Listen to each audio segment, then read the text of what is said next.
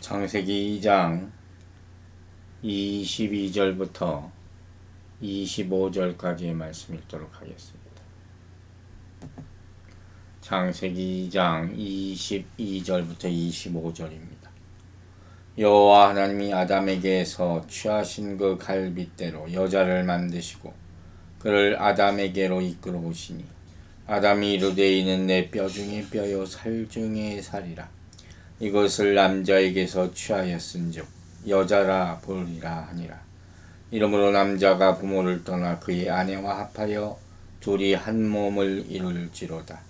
아담과 그의 아내 두 사람이 벌거벗었으나 부끄러워하지 아니하리라. 아멘. 오늘 우리는 참 놀라운 말씀을 보게 됩니다. 먼저 2장 22절 말씀 다시 읽겠습니다. 여호와 하나님이 아담에게서 취하신 그 갈빗대로 여자를 만드시고 그를 아담에게로 이끌어 오시니. 앞서 우리는 하나님이 마치 의사가 수술하는 것처럼 아담을 잠들게 하셔서 갈빗대를 취하는 것을 봤습니다.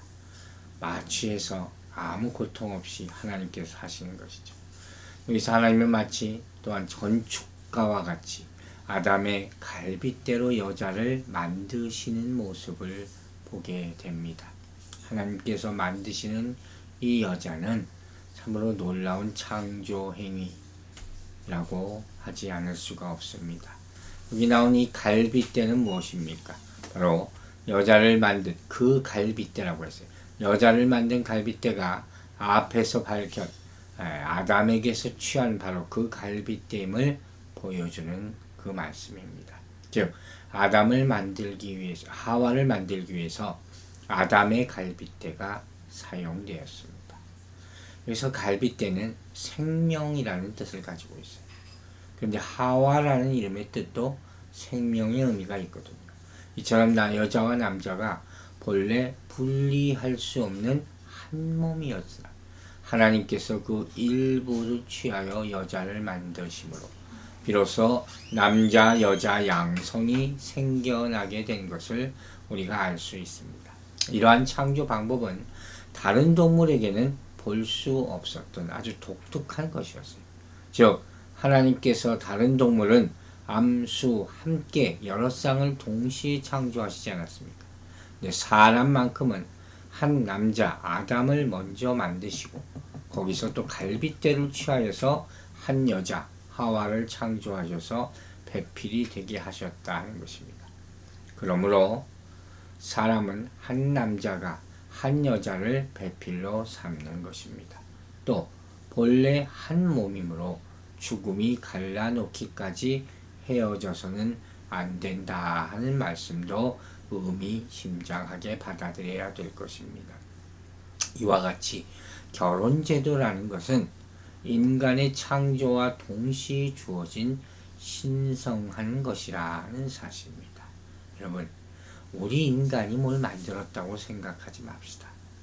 하나님께서 다 이미 만들어 놓으신 것입니다. 그리고 또 한 가지 참 인상 깊은 구절은 이끌어 오신다 하는 것이에요. 그분이 하와를 인도해 오셨습니다. 즉 하나님께서 하와를 창조하신 것은 아담에게 데려가기 위함이다 하는 것이죠. 하와가 창조된 직후에 즉시 아담에게 데리고 오셨음을 보여주는 거예요. 즉 하나님께서는 이렇게 한 남자와 한 여자가 맺어지게 하는 것에 대해서 관심을 가지고 애정을 가지고 친히 결합하신 거예요. 마치 무슨 미팅의 주선자와 같이, 오늘날로 따지면 그렇죠. 비교할 수 없습니다. 그때 아담은 이 여자를 보고 어떻게 느꼈을까요? 자기의 갈빗뼈로 만들어진 이 여인, 절대로 타인으로 인식하지 않았을 겁니다. 그래서 뭐라고 후에 얘기합니까? 뼈 중에 뼈요, 살 중에 살이다. 동일한 속성을 가지고 있다는 의미예요. 자, 2장 23절 봅니다. 아담이 이르되 이는 내 뼈 중에 뼈요 살 중에 살이라. 이것을 남자에게서 취하였은즉 여자라 부르리라 하니라.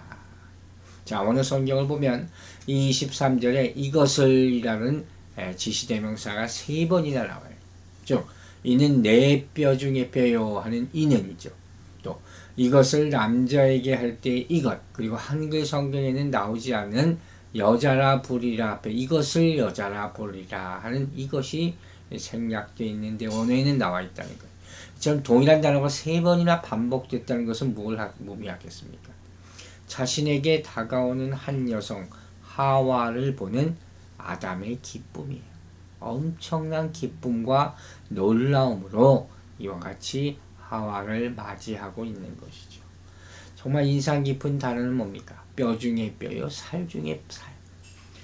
뼈와 살은 뭡니까? 몸 전체를 대표하는 단어가 바로 뼈와 살이에요. 우리 온 몸은 뼈와 살로 이루어졌다. 이렇게 표현하는 것이죠. 그러니까 뼈도 몸으로 번역된 것이고 살 역시 몸으로 번역되는 단어들이에요. 이처럼 이 몸을 가리키는 두 단어를 동시에 사용했을 뿐만 아니라 각 단어를 반복해서 사용했어요.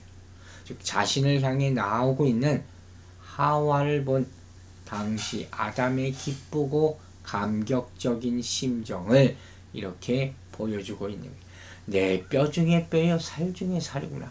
인간이 과연 이런 표현을 할 수가 있을까요? 정말 좋아하면 이런 표현을 할 수가 있을 거예요. 그럴 수도 있을지도 모릅니다.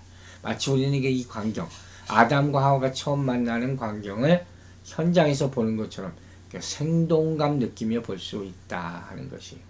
또한 여기 나오는 뼈 중에 뼈, 살 중에 살이라는 표현은 뼈 중에서 가장 소중한 뼈, 살 중에서 가장 소중한 살이라는 의미도 내포하고 있습니다. 다시 바꿔 말하면 그 무엇과도 바꿀 수 없는 가장 소중한 혈육이다. 이런 의미가 있는 것이에요. 그러므로 아내는 남편에게 있어서 하나님께서 특별히 주신 선물이에요. 세상 어느 누구보다도 소중한 존재라는 것이에요. 또한 남편 역시 아내에게 있어서 내밀한 사랑을 나누어야 할 유일한 존재라는 것을 우리는 배워야 할 것입니다. 그리고 이 뼈를 남자에게서 취하였다 했죠. 여러분, 지금까지 사람을 가리킬 때는 아담이라는 단어만 쓰였어요. 그러나 22절에서 여자라는 히브리어, 이쏴라는 단어가 처음 나옵니다. 그리고 본절에서는 남자, 이쉬라는 히브리어가 처음 나옵니다. 더불어 여자라는 단어의 어원까지 설명되고 있는 것을 볼 수가 있어요. 남자에 해당하는 히브리어 이쉬는 성경에서 2000번이 넘게 나와요. 본문에서 같이 주로 여성과 대비되는 남성, 성, male, female 할 때도 많이 쓰이는 거죠. 이 단어의 어원은 주로 강함이다. 남성, 여성은 분명히 다르게 졌습니다. 남성이라는 단어 자체에 강함이라는 뜻이 숨겨져 있다는 거죠. 또 여자에 해당하는 히브리어는 이쏴라는 말을 씁니다. 자, 이 말은 남자를 의미하는 이쉬에서 나온, 거기서 파생되어 나는 의미예요. 그 뼈로 지어졌다 그랬잖아요. 대부분 남성과 대비되는 여성을 가리키는 말로 사용되었다는 사실도 우리가 남자와 여자라는 의미를 생각할 때 분명히 알고 넘어가야 될 중요한 단어라는 것입니다. 자, 24절 봅니다.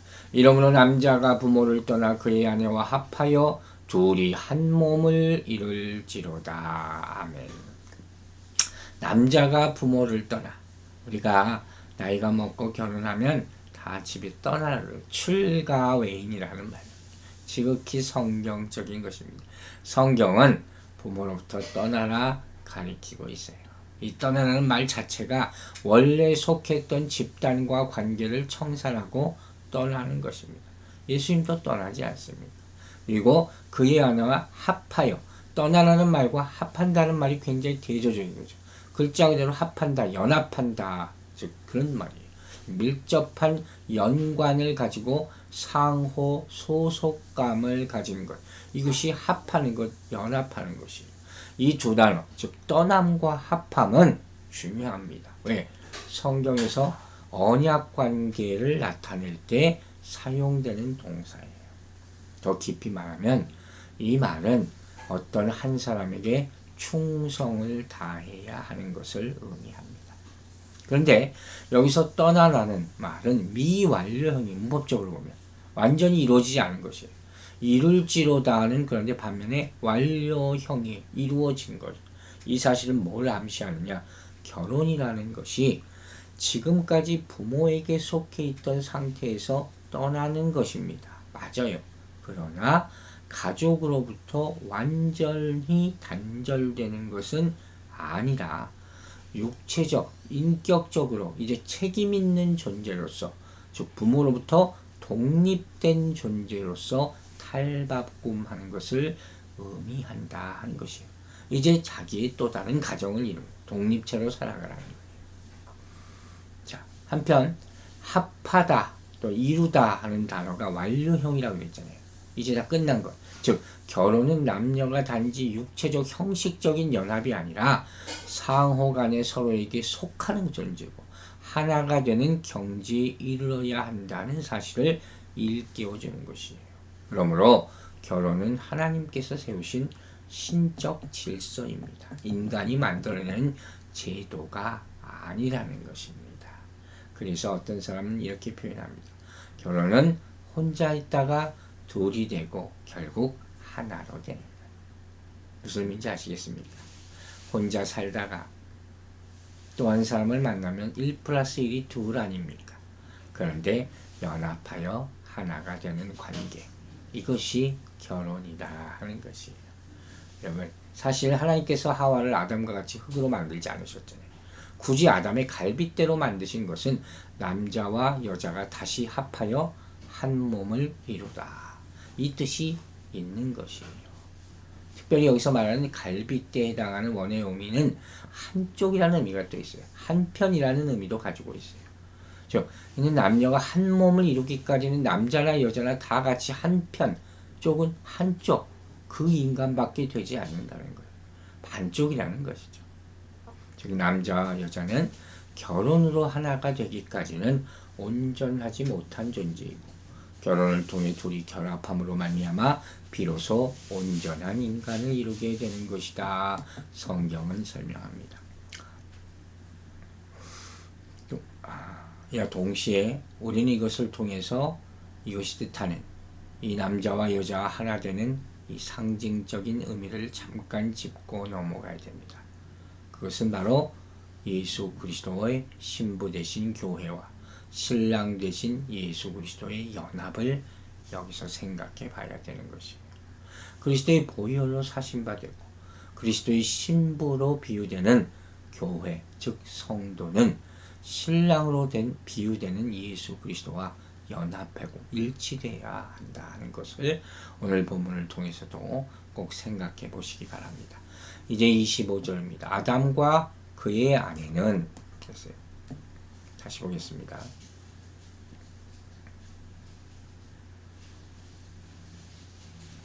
아담과 그의 아내 두 사람이 벌거벗었으나 부끄러워하지 아니하리라. 참 재밌는 말씀이죠. 여러분, 사람들이 다 옷을 벗고 있으면 당연히 수치스럽고 창피하지 않습니까? 우리가 옷이라는 것을 입는 이유 중에 하나가 그런 수치감을 벗기 위해서예요.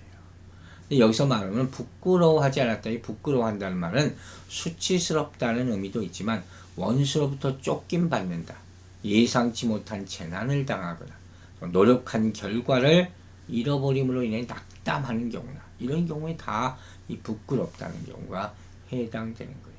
그러므로 본문은 분쟁이나 재난이나 상실에서 오는 실망감, 또 다른 사람의 눈을 의식하는 데서 오는 부끄러움이 범죄하기 이전 본래 인간에게는 어땠다는 거예요? 없었다는 거예요. 전혀 없었다는 거예요. 바꿔 말하면 이처럼 범죄하기 이전의 아담과 하와는 정말로 순진무구한 사랑의 관계만을 이루고 있었다는 거예요. 여러분, 친밀하면 부끄러움이 없어집니다. 그 이들에게는 피차에 숨길 만한 게 없어요. 허물이나 죄가 없었기 때문에 그 영육이 순결하여 벗었으나 부끄러워하지 않았다. 성경은 얘기하는 것입니다. 이처럼 인간의 삶을 우울하게 만드는 것과 실망하게 만드는 것, 수치스럽게 만드는 모든 것은 다 인간의 타락 이후에 주어진 것입니다. 따라서 오늘날 우리들이 좌절과 수치심에 휩싸여 사는 것은 결국 우리 마음속에 자리 잡고 있는 죄의 성 때문이다 하는 것을 우리는 잊지 말아야 됩니다. 그러므로 우리가 그리스도의 보혈의 공로로 속죄함을 받고 장차 죄는 그 흔적도 찾을 수 없는 하늘나라에서 복락의 삶을 살게 될 때 우리는 비로소 모든 좌절과 부끄러움에서 영원토록 해방될 것입니다. 로마서 10장 11절에 얘기합니다. 성경에 이르되 누구든지 저를 믿는 자는 부끄러움을 당하지 아니하리라 하니 아멘.